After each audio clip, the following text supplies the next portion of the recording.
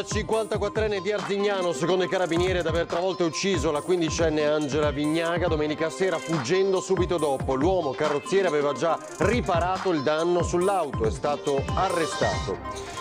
Dolore e rabbia ad Arzignano dopo aver saputo che il pirata è un concittadino. Stasera la fiaccolata organizzata dalla parrocchia per ricordare Angela. Un altro pirata della strada a Maiano, in provincia di Udine. Camion travolge un motociclista trevigiano e non si ferma. La tragedia stamani. Rivolte all'ex caserma Serena, 4 richiedenti asilo arrestati dalla polizia sono i responsabili delle violenze dello scorso giugno, tra le accuse sequestro di persona. Il Veneto si prepara freneticamente ad organizzare il rientro a scuola di centinaia di migliaia di bambini e ragazzi. In 6 scuole servirà a spostare alcune aule in prefabbricati. L'interesse dei gestori è secondario rispetto alla salute pubblica, così il TAR dice no alla riapertura delle discoteche dopo il ricorso del sindacato dei locali da ballo.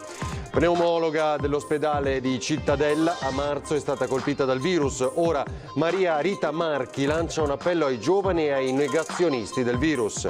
Migliorano le condizioni cliniche di Alex Zanardi, lo comunica l'ospedale San Raffaele di Milano, che parla di miglioramenti clinici significativi.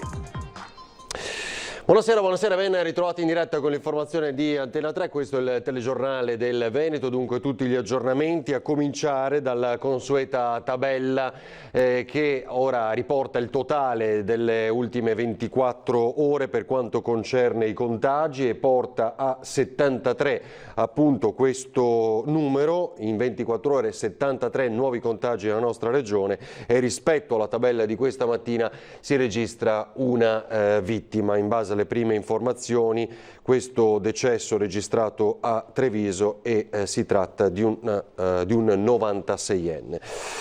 Veniamo adesso al resto della cronaca, la notizia tanto attesa che è arrivata, l'abbiamo commentata già in mattinata, il pirata della strada fuggito dopo aver travolto e ucciso una 15enne ad Arzignano sarebbe stato individuato dai carabinieri.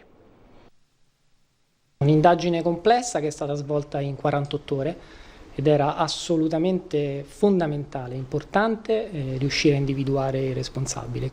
È attualmente in carcere in attesa della convalida dell'arresto il pirata della strada che ha travolto ed ucciso Angela Vignaga, la 15enne di Castello di Arzignano, che 2 sere fa passeggiava vicino casa in via Broggia, sarebbe stata colpita e trascinata da una Fiat Panda condotta da un 54enne della zona, sposato senza figli di professione carrozziere. Attraverso la raccolta di alcune parti dello specchietto ritrovate a terra sarebbe partita l'indagine corale, sviluppata in 3 fasi. Il primo filone, l'analisi e lo studio attento della videosorveglianza, sia quella comunale che anche delle ville dei residenti della zona. Ecco, desidero sottolineare la grande collaborazione che c'è stata anche da parte di tutti i residenti, di tutta la comunità di Arzignano, che si sono messi subito a disposizione degli inquirenti. In questo senso ha svolto un ruolo importantissimo anche la polizia locale, che ha messo a disposizione le immagini, il sistema e le ha analizzato il video insieme ai carabinieri di Valdagno. È stata veramente un'opera molto, molto corale. Il secondo filone è di estrema importanza dal punto di vista investigativo, l'attività di repertamento che è stata svolta sul luogo dell'incidente da parte del nucleo investigativo. Ed infine la terza fase, quella della verifica degli indizi, che ha portato alla perquisizione nella casa del sospettato, una vera e propria gara contro il tempo. Arma dei Carabinieri, Norm Valdagno, reparto operativo provinciale di Vicenza e la polizia locale di Arzignano. Totale collaborazione per 48 ore, era una promessa alla famiglia, non andremo via dalla stanza di videosorveglianza che abbiamo presso il nostro comando finché non trovavamo il colpevole. L'invito a costituirsi lanciato da più parti, a partire dal sindaco, sarebbe stato ignorato dal carrozziere. L'auto ritrovata dai carabinieri, infatti, era già parzialmente riparata. Il fatto che lui abbia sostanzialmente nelle 24 ore successive sostituito determinati pezzi della macchina ci fa pensare che ovviamente non c'era, almeno all'inizio, una intenzione a costituirsi. E la comunità di Arzignano ovviamente si stringe attorno alla famiglia per questo dolore immenso ed è sotto shock questa stessa comunità nel sapere che è un proprio concittadino il pirata per ora individuato dai carabinieri. Intanto stasera la fiaccolata per ricordare Angela organizzata dalla parrocchia. Non posso in questo momento confermare questa tesi, ma posso solo dire che se la persona fosse del posto sarebbe per tutta la comunità un dolore ancora più grande, ma più grande soprattutto perché appunto c'è stato il mancato soccorso alla ragazza e quindi questo ferisce insomma, ci fa star male tutta la comunità. Questo è il commento del primo cittadino a pochi minuti dalla notizia che il pirata responsabile di aver travolto e ucciso la giovane Angela senza soccorrerla farebbe parte proprio di quella comunità Arzignano che si è adoperata tanto attivamente affinché il colpevole venisse smascherato. Una caccia all'uomo in cui la collaborazione dei residenti è stata fondamentale, in particolar modo grazie alle immagini delle telecamere di abitazioni private che hanno fornito tasselli in più per ricreare quella rete di transito del veicolo che ha investito la giovane studentessa del liceo Da Vinci. Immagini che incrociate con quelle di videosorveglianza comunale e dati di targa system hanno permesso di risalire alla vettura. Sono riusciti grazie a delle telecamere anche a delle segnalazioni, informazioni arrivate dai cittadini che ringrazio ovviamente, e poi grazie alla targa system, questo sistema che abbiamo innovativo e quasi unico al Veneto, per il quale riusciamo a rintracciare appunto tutte le auto in uscita e in entrata di Arzignano. Una comunità che resta incredula, che si unisce ancora per una fiaccolata a Castello, organizzata per questa sera dalla parrocchia, in cui la famiglia di Angela è inserita e partecipe, ma anche un cammino silenzioso per riflettere, come ha ricordato Monsignor Lovato, invitando a non giudicare chi sbaglia, perché la fragilità alberga in ognuno di noi. Ci dobbiamo vedere tutti nel Giuda, ci dobbiamo vedere tutti di fronte a una tragedia incapaci di accettare la verità, di affrontarla subito, e quindi lungi da noi a dare un giudizio sulla persona. Certamente l'atto è riprovevole al massimo, quindi non si può, tant'è vero che questa sera che vogliamo fare una piccola fiaccolata e vorremmo farla in silenzio e fermandoci sul posto dell'incidente. Siamo tutti anche i fragili che sbagliano e che poi devono affrontare l'errore. Una preghiera silenziosa dal parco di Via Pozzetti al luogo dell'incidente, a pochi metri dall'abitazione di Angela, dove oggi campeggiano fiori e messaggi per fare coraggio alla famiglia a superare questo momento. E da Arzignano a una zona del Friuli, un altro pirata e caccia ancora in queste ore perché un centauro è stato travolto da un tir che poi non si è fermato. A morire un 49enne di Motta di Livenza. Prima lo scontro con l'Apecar e il centauro che finisce nella corsia opposta, poi fatale l'arrivo di un auto articolato che travolge il motociclista ma non si ferma e continua la sua marcia, dileguandosi. Sono le istantanee shock della tragica fine di Marco Vendramini, 49 anni, di Motta di Livenza, stamane lungo la strada regionale 463 a Maiano, in provincia di Udine, l'arteria stradale che collega Gemona a San Vito al Tagliamento. Polizia locale e carabinieri stanno cercando il mezzo pesante dei primi riscontri. Si tratterebbe di un telonato di colore verosimilmente blu, stando alle prime testimonianze della tragedia. Vendramini era in sella alla moto quando per cause in fase di accertamento ha urtato l'Apecar con a bordo 2 anziani di Buia. Un impatto forte ma non grave, purtroppo però è bastato per sbalzare il 49enne nella corsia opposta. Una strada molto trafficata e in quell'istante attraversata dal camion in direzione opposta. Pochi secondi e il dramma sotto gli occhi dei testimoni ancora scioccati dal primo impatto. Il centauro finisce sotto le ruote del mezzo, che poi continua a correre.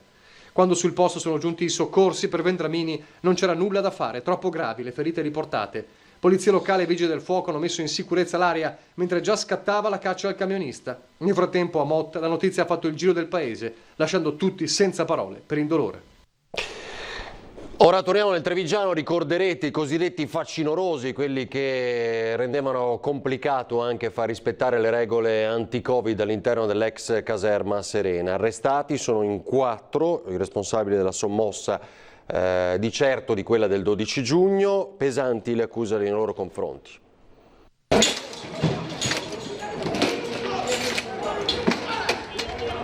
Sequestro di persona, è questa l'accusa più grave tra quelle che oggi hanno portato all'arresto di 4 stranieri richiedenti asilo, ospiti alla caserma Serena di Treviso. I fatti sono quelli dell'11 e 12 giugno scorsi, quando all'interno del centro di accoglienza al confine fra Treviso e Casier si scatenò una vera e propria sommossa.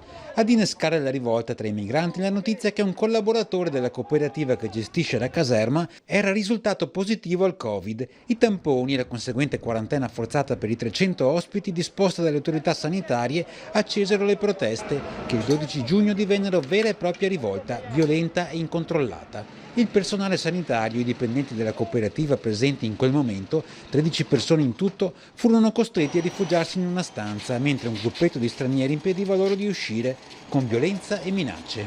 Solo l'intervento dei reparti speciali dei carabinieri e degli agenti in tenuta antisommossa, con l'aiuto dei vigili del fuoco che riuscivano ad aprire un varco da una porta di servizio, riuscì ad allontanare i facinorosi, consentendo agli ostaggi di uscire.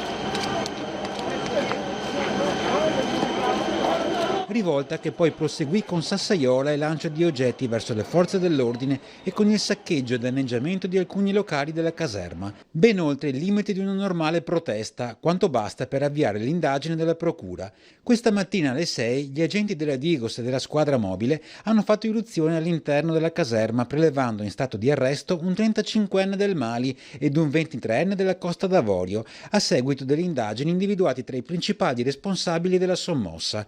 Un terzo, un senegalese di 31 anni, è stato arrestato al di fuori della struttura, che aveva liberamente lasciato lo scorso 25 giugno dopo la quarantena. Il quarto provvedimento è per un 26enne del Gambia, già in carcere dal 1 agosto, quando fu arrestato per aver aggredito un medico e un infermiere e danneggiato l'infermeria.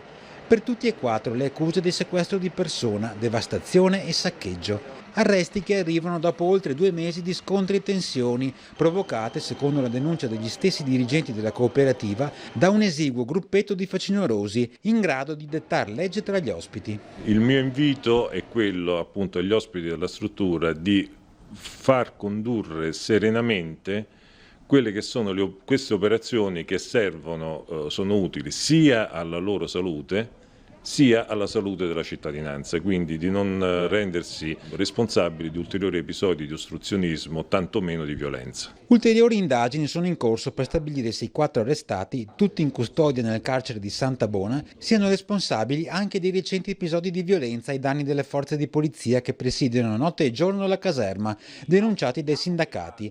Intanto proprio Mauro Armelao, segretario FSP del Veneto, esprime soddisfazione e ringrazia il PM e il GIP che hanno accolto l'appello ad intervenire per porre fine agli atti di violenza.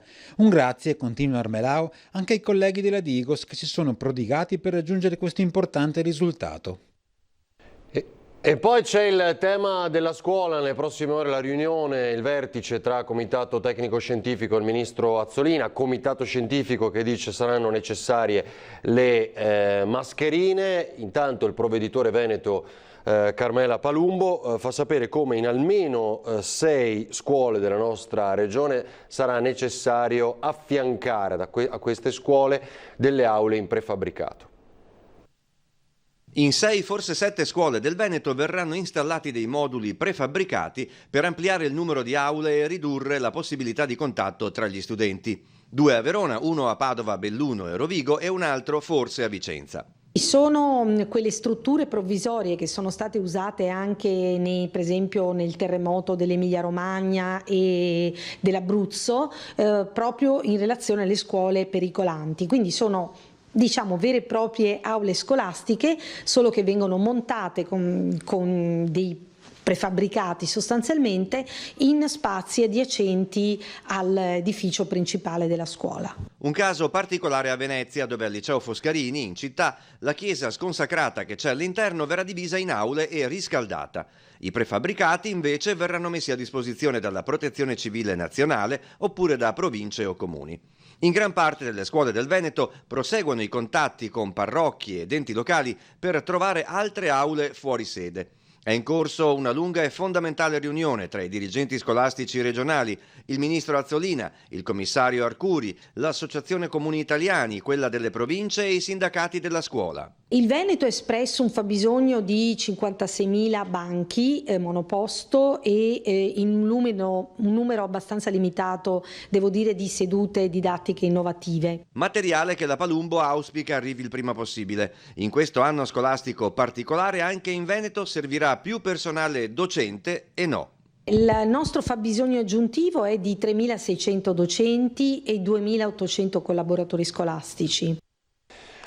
E poi per l'appunto ci sono intanto vituperati banchi monoposto, c'è chi già li ha, sono arrivati nelle scorse ore, costano meno, sono prodotti a nord-est, sono italiani e soprattutto appunto sono già arrivati. Ce lo raccontava oggi in diretta Alfonso D'Ambrosio, dirigente scolastico dell'Istituto Comprensivo di Lozzo Attestino, che tra l'altro ha proprio insieme anche le scuole di Vo, là dove si recherà il Capo dello Stato, ricorderete, al giorno di inaugurazione dell'anno scolastico.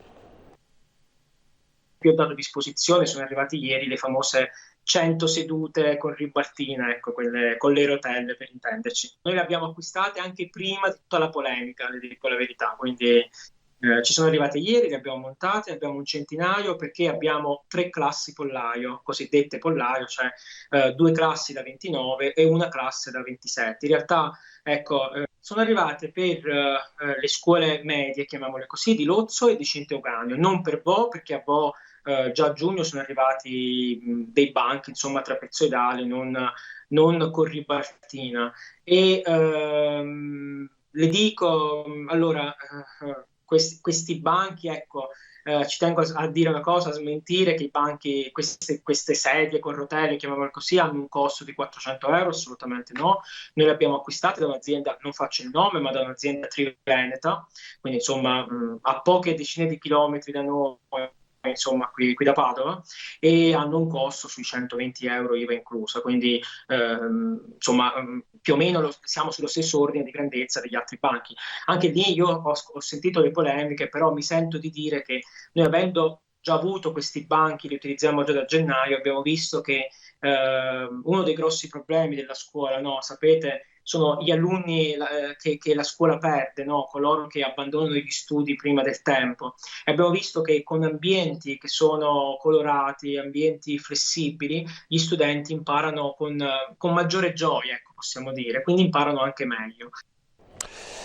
È facilissimo che in discoteca si sviluppi un focolaio, così pochi minuti fa il virologo padovano Giorgio Palua, a proposito nel giorno in cui il TAR dice che non si riaprono. Le discoteche restano chiuse, almeno per ora. Il TAR del Lazio ha detto no alla sospensione cautelare urgente dell'ordinanza con la quale il governo ha chiuso le discoteche ed introdotto l'obbligo di mascherina all'aperto nei luoghi pubblici a rischio assembramento dalle 18 alle 6. La posizione del SILB, che ha presentato ricorso, risulta recessiva, scrive il TAR, rispetto all'interesse pubblico alla tutela della salute nel contesto della grave epidemia in atto. Questa la decisione. Intanto il sindacato dei gestori dei locali vede il bicchiere mezzo pieno. Il TAR ha semplicemente detto che la decisione nel merito verrà presa in altra data e non da un giudice monocratico. Quindi si dovrà attendere il 9 settembre per l'udienza nel merito. Peraltro l'ordinanza del Ministero della Salute in questione è in vigore fino al 7 di settembre. Dopo, dunque, si vedrà. Quel che è certo, secondo i gestori, è che i giovani non rinunceranno comunque alla movida, finendo nelle grinfie degli abusivi con feste fuori da ogni controllo. Se il governo diceva fin da subito non le apriamo perché abbiamo paura di contagio, benissimo, pensiamo a delle manovre, a un ristoro per queste aziende, ma chiudere e poi lasciare i giovani in balia di cose abusive, di altre che si stanno manifestando, perché noi lo stiamo segnalando alla prefettura e ai questori, stanno chiaramente muovendo delle cose che sono abusive, che non sono controllate, dove non c'è la prevenzione incendi e dove vengono proprio non rispettate le minime osservazioni in termini di sicurezza. E proprio su questo, il tema discoteche, subito dopo pochi istanti di pubblicità sentiremo l'opinione di 2 candidati governatori in Veneto.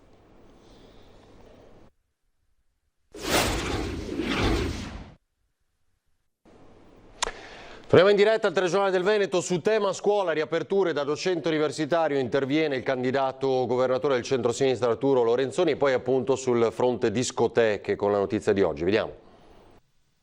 La preoccupazione dei dirigenti scolastici è assolutamente comprensibile, non possono essere loro ritenuti penalmente o civilmente responsabili dei comportamenti, però dobbiamo veramente adoperarci perché l'anno scolastico possa riprendere da subito in presenza.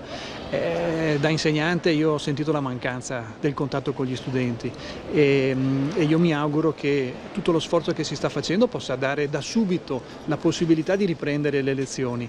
Una generazione che manca di una presenza in aula credo poi lo sentirebbe nel futuro, per cui l'auspicio è veramente che lavoriamo tutti per poter consentire ai nostri ragazzi di tornare in aula e chiaramente questo vuol dire avere comportamenti prudenti non solo nelle aule ma anche in tutti i luoghi di aggregazione sociale. Parla da docente Arturo Lorenzoni, consapevole di quanto la didattica in classe sia fondamentale per i ragazzi. Studenti, ma anche docenti e presidi devono essere posti nelle condizioni di poter vivere in sicurezza il ritorno a scuola. I dirigenti scolastici non possono essere lasciati soli e con il carico di responsabilità in caso di contagi. Anche le famiglie degli studenti devono essere sostenuti, dice Lorenzoni. La coalizione di centrosinistra che lo sostiene potrebbe presto annunciare alcune proposte proprio a sostegno delle famiglie che hanno bambini piccoli. Intanto l'invito a tutti a non abbassare la guardia, ad essere sempre prudenti usando la mascherina, evitando gli assembramenti. La decisione del governo di chiudere le discoteche è stata un'azione necessaria, ha detto Lorenzoni. Il TAR del Lazio nelle scorse ore ha respinto proprio le richieste dei gestori dei locali notturni. Io credo che il governo e il ministro Speranza si stiano muovendo con estrema razionalità e determinazione. La libertà finisce per ciascuno di noi dove inizia quella degli altri e non possiamo pensare di voler a tutti i costi avere comportamenti che possono essere pericolosi per gli altri. La nostra attenzione deve essere massima e sappiamo anche che quando i ragazzi si ritrovano la sera insieme il rischio di avere delle concentrazioni forti è elevatissimo. Dobbiamo avere comportamenti prudenti e io credo che questo sacrificio sia indispensabile per evitare che nei prossimi mesi, con il ritorno dell'autunno, dobbiamo vivere un secondo periodo di chiusura come quello che abbiamo vissuto. È un sacrificio, ma un sacrificio che sicuramente vale la spesa per tutti, soprattutto per la parte più fragile della nostra popolazione che dobbiamo proteggere in ogni modo.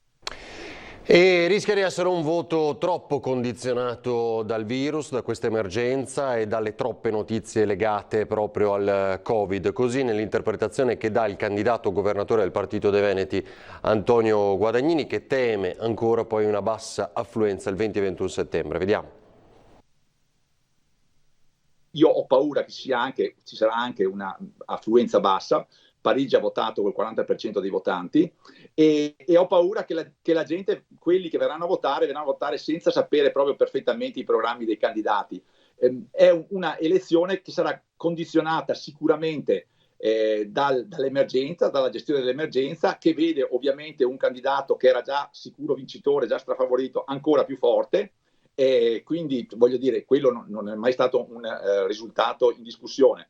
E che secondo me è una pagina di democrazia ballerina che si poteva evitare andando a votare nella primavera prossima, quando il virus auspicabilmente sarà del tutto superato, i vaccini e quindi la gente viene a votare occupandosi anche di questa cosa. Io ripeto, sono convinto che la votazione questa volta verrà fatta soprattutto sulla simpatia che riusciranno ad avere le persone così, non sarà un voto totalmente consapevole, perché le preoccupazioni delle persone adesso sono sicuramente le altre e me ne rendo conto. È pneumologa all'ospedale di Cittadella e a marzo è stata duramente colpita dal Covid. Così la testimonianza di Maria Rita Marchi, che lancia un appello ai giovani e a chi nega l'esistenza di questo virus.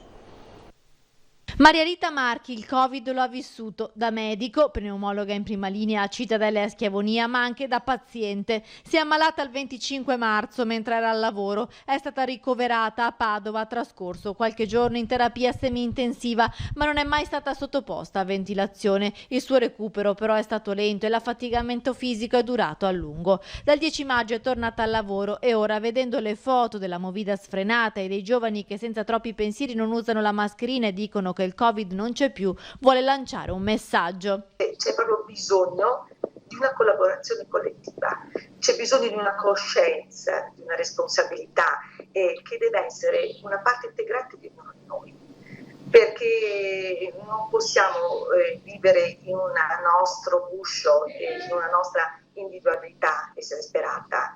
Per avere una patologia di questo tipo lascia delle sequele più che fisiche, anche psicologiche. La situazione può essere tenuta sotto controllo e gestita solo con la collaborazione di tutti. I medici che come Maria Rita hanno affrontato il coronavirus nelle settimane più dure della pandemia non possono essere lasciati soli nella lotta al virus. Gli ospedali sono in grado di affrontare l'autunno, le terapie e le cure hanno fatto passi da giganti, ma chi deve impegnarsi è il singolo, cercando di tutelare se stesso e la collettività, dice Maria Rita. Abbiamo imparato a utilizzare dei nostri app Covid e quindi acquisendo anche una maggiore maneggevolezza. Questo non vuol dire che questa relativa sicurezza sia nella gestione dell'insufficienza respiratoria con i ventilatori, sia nella gestione della componente farmacologica, tutto questo però non ci deve garantire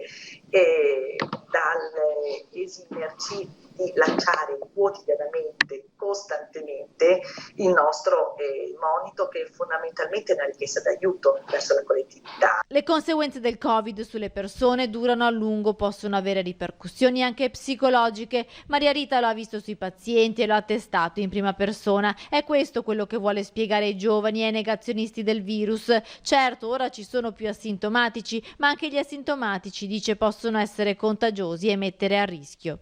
La concezione è completamente scorretta del definire non sono sintomatico, di conseguenza non ho una gravità intrinseca di patologia e quindi sono relativamente tranquillo. No, il messaggio che deve passare è completamente opposto.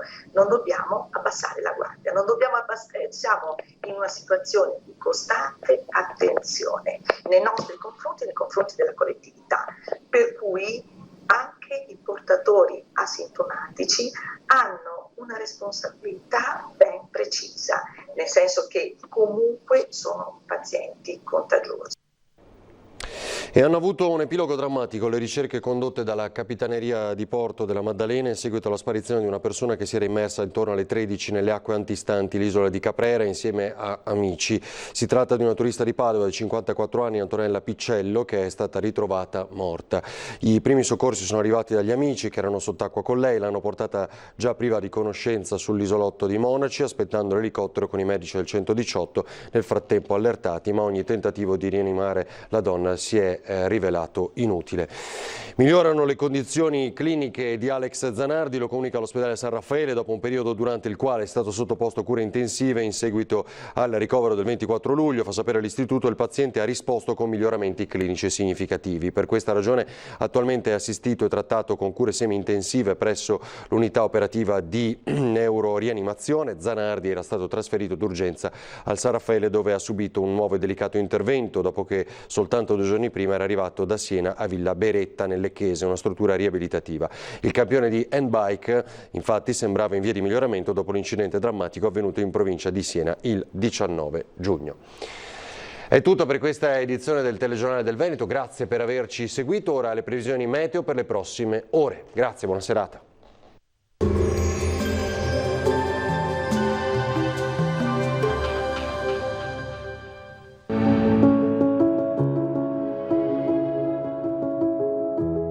Ad accogliervi sarà Conegliano.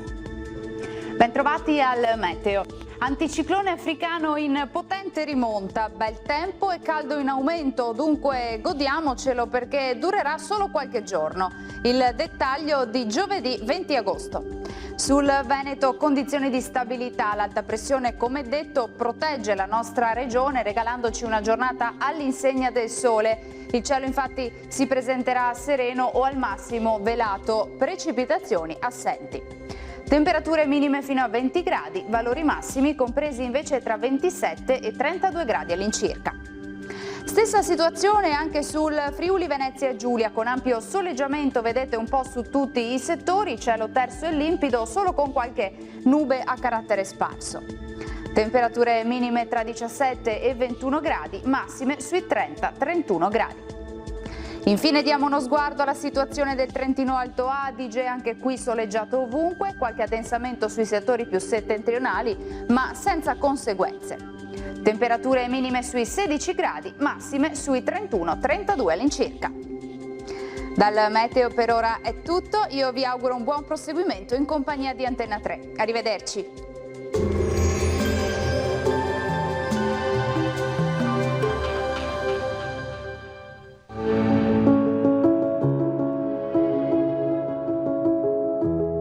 Ad accogliervi sarà Conegliano.